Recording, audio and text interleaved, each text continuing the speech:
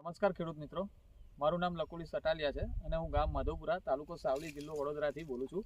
આ કપાસનું વાવેતર મેં 6ઠ્ઠા મહિનામાં કર્યું હતું અને હમણાં 15 દિવસ પહેલાં ICL કંપનીનું Piquant 04932નો સ્પ્રે કર્યો છે અને કપાસ લગભગ કાઢી નાખવાની કન્ડિશનમાં હતો. નીચે કોઈ 4 મહિનાથી ખાતર બી નથી આપવામાં આવ્યું.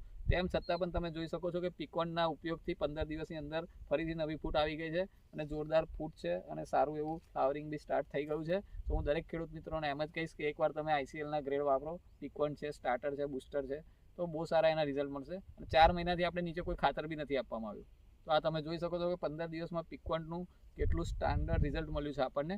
અને હું તો દરેક ખેડૂતોને કહીશ કે નીચે ખાતર આપવું એના કરતાં ઉપરથી ICL કંપનીના ખાતરના તમે ગ્રેડ આપો.